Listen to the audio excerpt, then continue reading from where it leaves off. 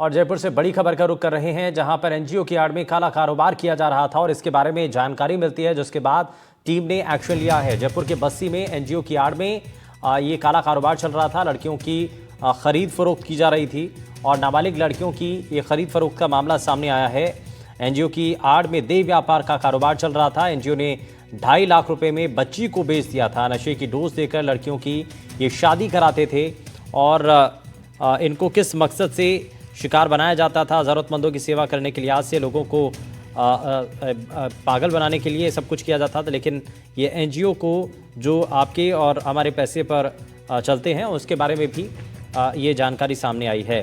तो जयपुर के बस्सी में लड़कियों का सौदा एनजीओ की आड़ में गोरख धंधा किया जा रहा था। नशे की डोज देकर के लड़कियों की ये खरीद फरोख्त किया करते थे और एनजीओ की आड़ में ये काला कारोबार कब से चल रहा था, ये बड़ा सवाल है।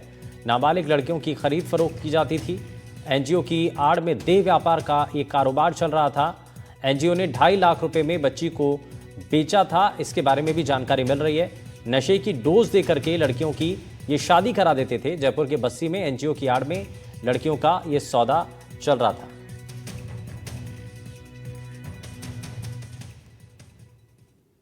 और एनजीओ की आड़ में कैसे काला कारोबार चल रहा था, कब से काला कारोबार किया जा रहा था, एक रिपोर्ट के जरिए आपको दिखाते हैं।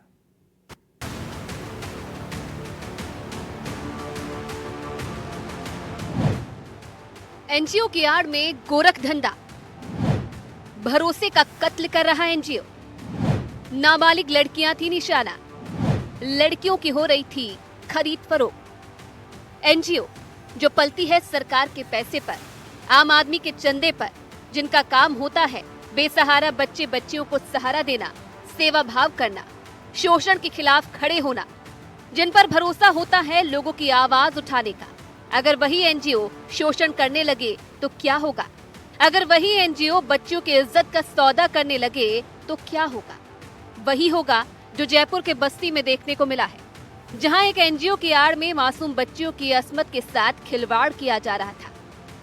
दरअसल बस्ती के गायत्री एनजीओ में नाबालिग लड़कियों की खरीद फरोख्त का चौंकाने वाला मामला सामने आया है, जहां आरोपी फेसबुक के जरिए लड़कियों के परिवारों को शादी का झांसा देते और एजेंटों के माध्यम से उन्हें बहला फुसला कर लाया जाता। इसके बाद इन लड़कियों को लाखों रुपए में बेच दिया जाता था। एनजीओ की आड़ में लड़कियों की खरीद फरोख्त का पूरा नेटवर्क बस्ट हुआ है। हम इस वक्त उसी जगह पर हैं जहां पर ये दफ्तर इस एनजीओ का ऑपरेट किया जाता था। गायत्री सर्व समाज फाउंडेशन दावा था कि ये समाज सेवा करते हैं, लड़कियों की सामूहिक रूप से शादी कराते हैं और साथ ही साथ जो लोग शादी से वंचित रहे हैं उनको उनके लिए दुल्हन की व्यवस्था करते हैं। ये तमाम कोशिशें ये बताते थे कि ये करते हैं, लेकिन इसकी आड़ में न सिर्फ नाबालिग बल्कि बड़े पैमाने पे लड़कियों की खरीद फरोख्त होती थी और यहाँ पर सामूहिक शादियां होती थी इस पूरे फार्म हाउस में। मामले का खुलासा यूपी के रहने वाली एक नाबालिग ने किया, जो कि इनके चुंगल से भाग निकली थी। दरअसल यूपी की नाबालिग को दलाल जयपुर लेकर आए थे। उसे कोलकाता में जॉब का झांसा दिया था। 2.5 लाख रुपए में सौदा कर नाबालिग की शादी करवाई। परेशान करने पर दोनों दलाल एनजीओ लेकर आए थे। एक महिला की मदद से नाबालिग एनजीओ से भाग गई। बाहर जाकर पुलिस को एनजीओ के कारोबार की जानकारी दी, जिसके बाद एनजीओ पर दबिश देकर कार्रवाई की गई। पुलिस ने 6 अप्रैल को छापा मारकर आरोपियों को पकड़ा। महिला संचालिका सहित 4 आरोपियों को अरेस्ट किया। जो इनकी प्राथमिक पूछताछ से सामने आया है कि ये शादी के नाम पर या कहीं काम लगाने के नाम पर बच्चियों को लेकर आते थे, महिलाओं को लेकर आते थे, उनको यहाँ पर रखते थे। कुछ लोगों के साथ देह शोषण की भी जैसी कंप्लेंट्स हैं। ये जो महिला है मेन सर्जना गायत्री, इसके खिलाफ पूर्व में भी आपराधिक रिकॉर्ड है और अभी हम यहाँ राजस्थान से और कितने लिंक हैं और कौन से गैंग्स इन्वॉल्व हैं उनसे उनकी पूछताछ और इन्वेस्टिगेशन कर रहे हैं। और ये जो संबंधित एक मुकदमा है, इसके लिए हमने प्रोडक्शन वारंट पे यूपी पुलिस कानपुर को इस गैंग को सुपुर्द किया है। इस एनजीओ के काम करने का तरीका बेहद अलग था, क्योंकि ये पहले गरीब घर की लड़कियों की तलाश करते, फिर उनकी मजबूरी का फायदा उठाते थे।